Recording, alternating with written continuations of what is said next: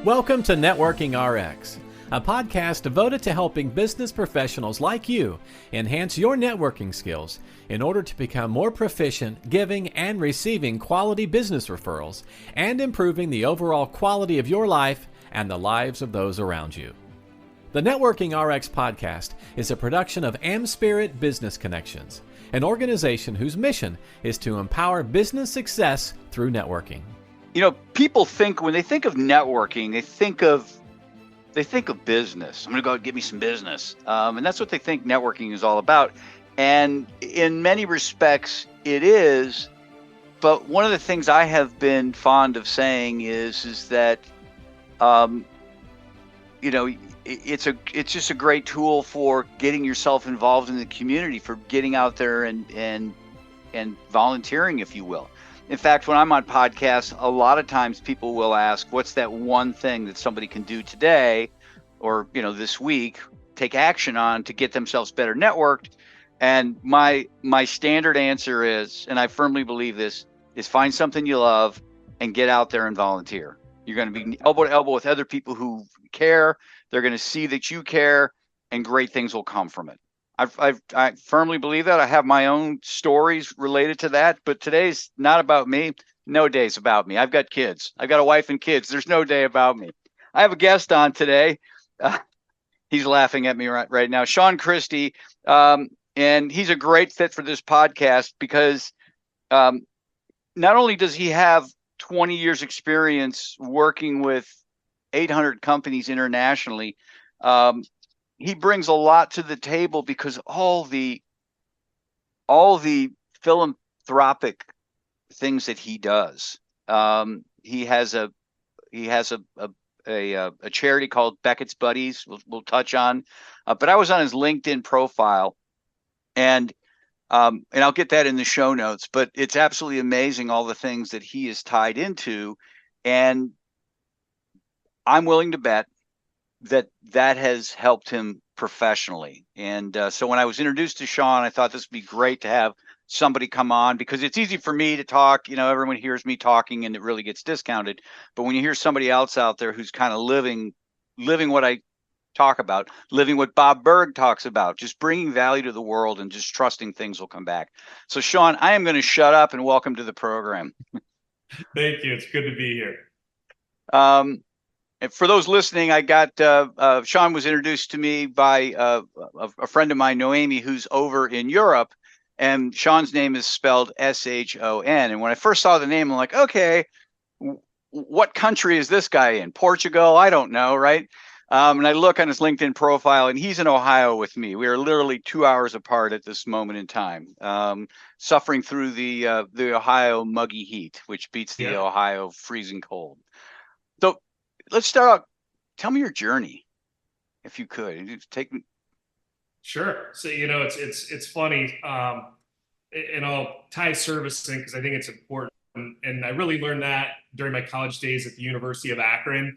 I joined Sigma Nu fraternity, and the first position that I held was philanthropy chairman, and it was a good starter position. And we were in charge of things like the blood drive at the university and getting individuals there, putting service projects together, after school programs for students in the inner city in Akron, and just met so many fantastic people through doing good work. It just became part of my DNA and something that I always continued after graduating. Worked for a little bit in the marketing and management space, went back to grad school, and got really lucky from a timing perspective. No such thing as coincidence, right?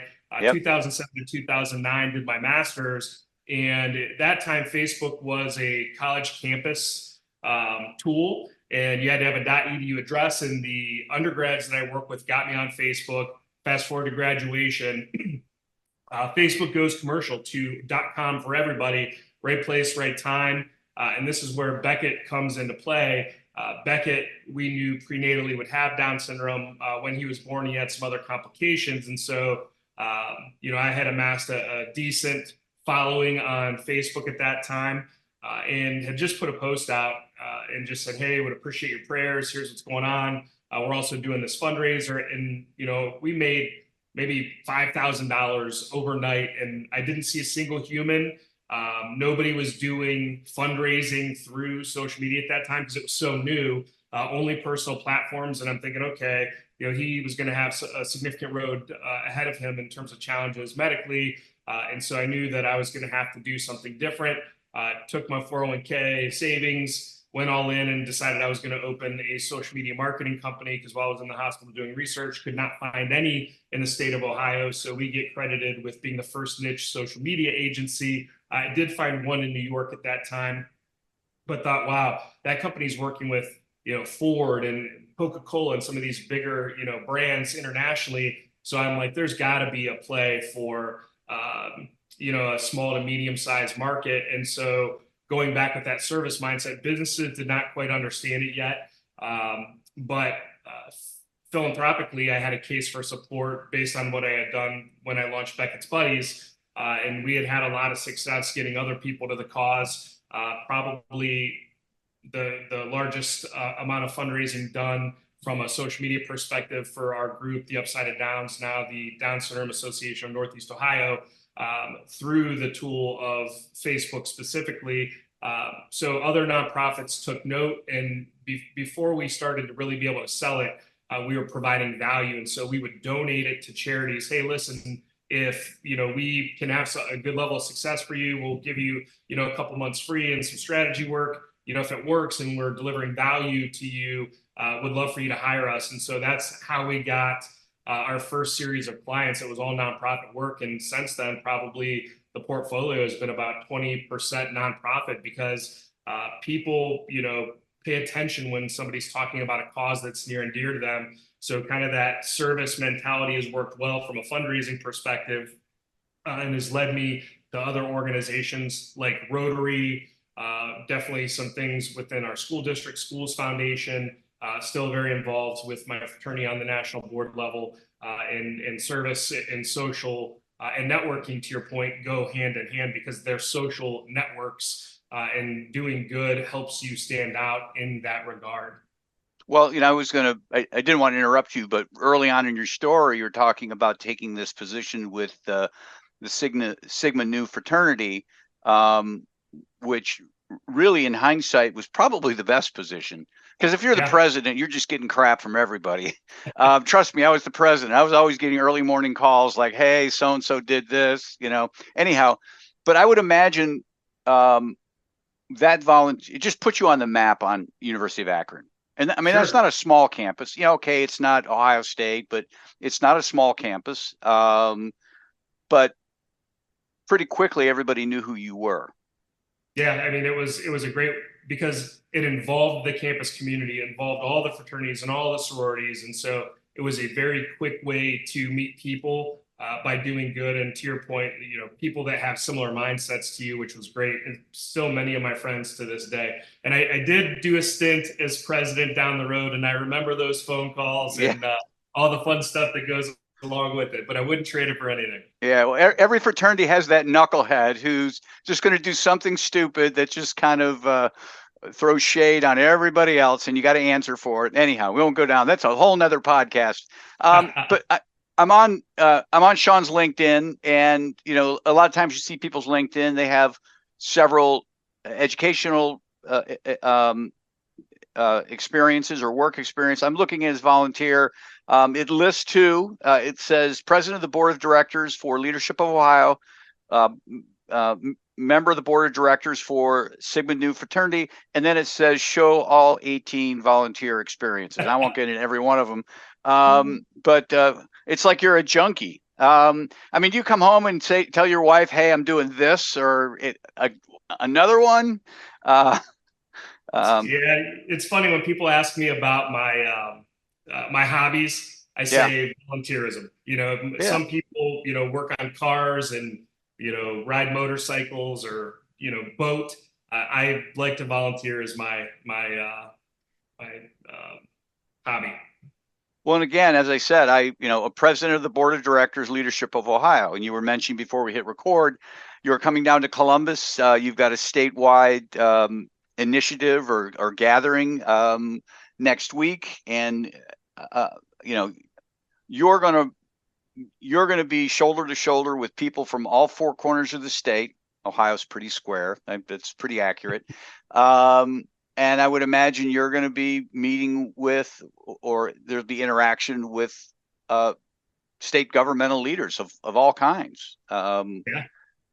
And we'll have some time with Supreme Court justices. We'll have some one-on-one time with Governor DeWine. It'll be just a fantastic 2 days, and it will culminate with our Leadership Ohio Alumni Homecoming, where we'll give out 4 impact awards for people from all over the state that have moved the state forward and just done great things for their communities, but also impacting our state as a whole. It's just great to celebrate with like-minded people making a difference with the service above self mentality. All right. I used to be an attorney, so when I ask questions, I generally know the answers. That's the mantra of attorneys. Don't ask a question if you don't know the answer. But you've already kind of indicated that volunteerism has really helped you in business. Sure. Okay. I feel like you're on the stand. You swear to tell the truth, the whole truth. But at no point did you ever pitch yourself. Fair? I mean, you're just you. Yeah. People found out. They may have asked, "Well, what do you do?" But they asked, and even still, you're not pitching yourself. It's like, "Well, this is what we do," and 20% of our business is not for profits, and we do these other sorts of things. And when people ask, when we pitch people, that wall goes up, right? And when they're asking and you're just being genuine about it, the wall doesn't go up, and they're just kind of leaning in. And in their mind, they're like, okay, how can this benefit me? Who do I know this can benefit? And that's just a formula for getting business. And that's, I always say it, find something to volunteer with in your community, and it'll come back to you. It'll come back to you. Which of your volunteer activities has been the most rewarding, or maybe a top 3? You got 18 to choose from. Certainly, I'm going to start with Sigma Nu fraternity, just because, I was not a great student coming into college, and having amazing mentors and amazing training ground through the fraternity really helped me become the man that I am today. And so to be able to give back, and I've been an alumni volunteer for the last 24 years, every single year since I graduated, because it's meant that much to me to mentor the next generation, to give back what somebody gave to me, which I feel like I could never do enough of. So that absolutely is one. Then through the Down syndrome organizations in the disability community, there were a lot of holes, when I found out I was going to be a father of a child with special needs, and a lot of things that were missing for me. And I have access to a lot. And so it really made me think, wow, if somebody isn't going to do the work that I've done or doesn't have the same access, what does that look like for them? And so again, finding ways to provide access to things to people, especially when it comes to the disability community, I think that is a big one. And I'll tell you that, I loved, and I'm retired now from this, but loved Rotary.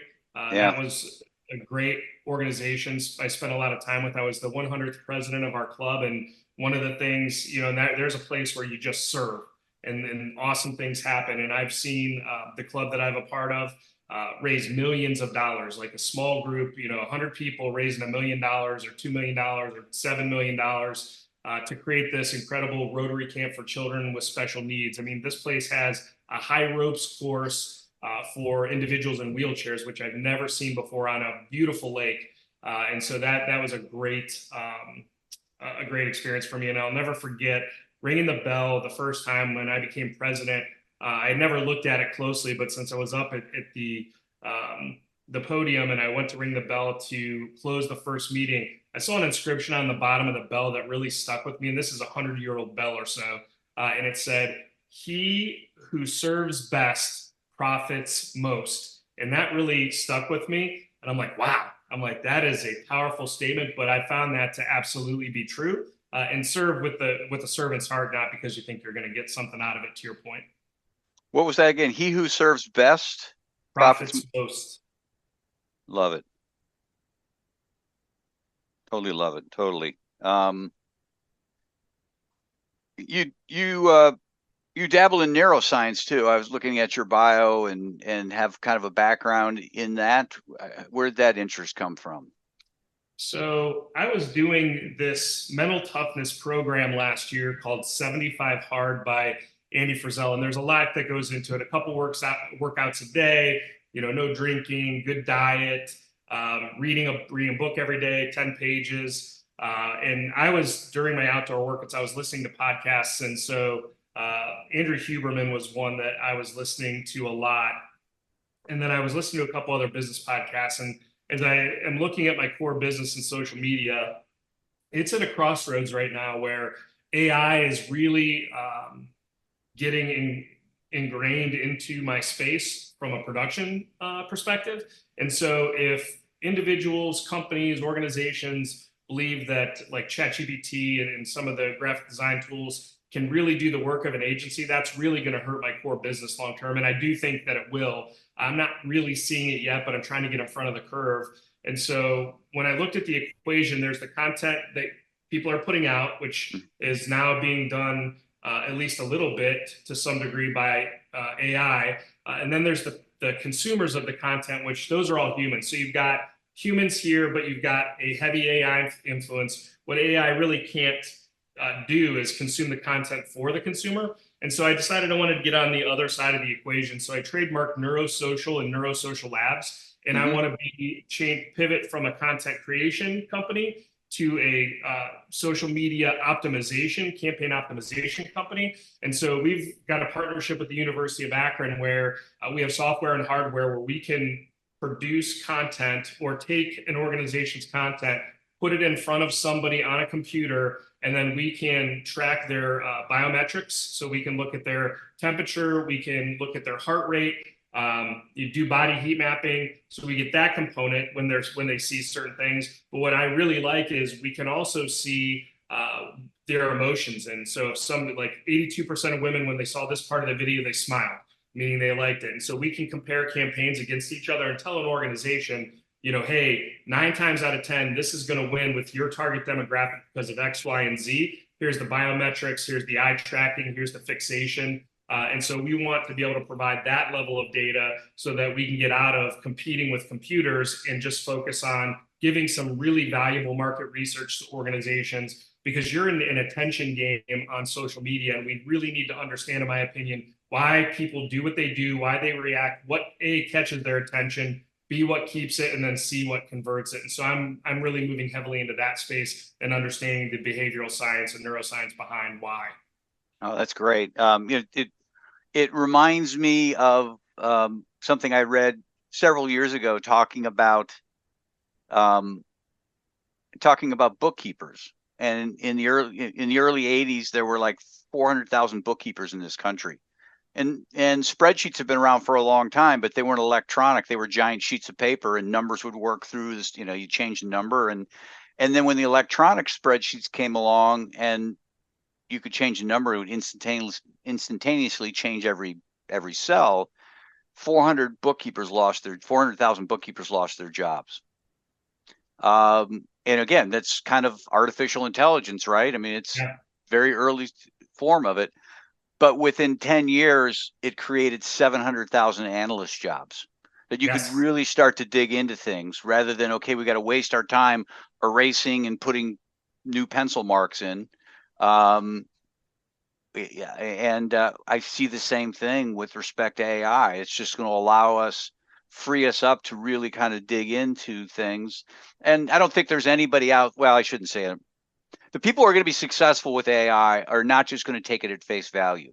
Hey, write a post for me. They're going to get the bare bones that takes them 75% of the way there, and then they're going to be working with the likes of you, tweaking it. Right? This word is, we need to do this, this, and this. They've done this, but we know we need to reorder this because they don't really necessarily think like humans yet. They haven't been able to. And I would imagine those things change in time because our feelings about particular words change over time. So good luck, AI, trying to keep up with us. So it's a reallocation of our time. I think that your analogy was spot on and a great illustration of it. It's just going to change the way we do it. We're going to get better as a result. Yeah, no, I mean, what I really love about it is rather than saying, "Oh, woe is me," I gotta, I need to become a welder, because, my business is gone. You're just saying, okay, how do I really apply how do I differentiate myself from the thinking of an AI bot? Well, Yeah. this is how I do it. Yeah. And so that's great. I guess you've shared about Neurosocial Labs. People are listening. How can people help you? What sorts of things you've got going on? Please share with us. I always want to give my guests an opportunity to kind of. I appreciate what you've done. I want to give you an opportunity to kind of get your pitch out there, if you will. What has Sean got going? Yeah, we do. One of the things that I found, I did a podcast with a group out of Brazil yesterday, and he asked me one piece of advice, for an entrepreneur, diving heavily into social media. And out of those 800 plus engagements, one of the things that shocked me was only 2 of those 800 plus organizations had a written strategy. And so if you don't have a strategy, like, let's start there, right? So we've done probably almost 1,000 strategies at this point. We're doing a lot of LinkedIn connectivity training, sales training. I love LinkedIn. It continues to see record engagement. You do a great job on there. It was great to see somebody that's leveraging the platform. So we do spend a lot of time in that space. And then on the neurosocial side, I'm really excited about the work that we're doing there. One of the things that we're digging into right now is mobile units, because right now we're landlocked with our partnership with the University of Akron. But I want to have a fleet of Sprinter vans where we can go and we can use these across the country and actually do research in an organization's parking lot. Or if Panera wanted to do a study, we could set the neuro van right outside of Panera and have people come in, do the study, and then give a Panera gift card and say, hey, go enjoy. So, looking for partnerships in that space, anybody that's looking to optimize or wants that edge, we're really excited about what the data that we're able to pull out of that. And so that's a core piece. We also launched a fractional service where we can lease social media consultants to companies. They don't want to pay the agency. They don't want all the overhead and levels that you have to go through. Hey, I need somebody 10 hours a month. Okay. So we got that as well, where we can lease somebody to a company. So there's a lot of different arenas that we can engage. And I would just say anybody that's looking to level up their social media, we've got a great series of case studies, probably one of the best resumes in that space in the country. I would love to talk to anybody that's looking to level up there. This has been fascinating. I appreciate your time. I appreciate the validation of doing good leads to doing well, if you will, or what was the quote? He who serves best profits most. Yeah. Love that. But I appreciate your time. Thanks for coming on. Yeah, thank you. Appreciate it. Thanks for joining us on the Networking RX podcast. Please put what you've learned into action today and let us know if you have questions, comments, or ideas for future topics. You can email them to us at podcast@amspirit.com. That's AmSpirit.com. Finally, so you never miss an episode, be sure to subscribe to the Networking RX podcast through iTunes, Overcast, or however you receive your podcasts. Now get out and network with someone. The Networking RX podcast is the copyright production of AmSpirit Business Connection. All rights reserved.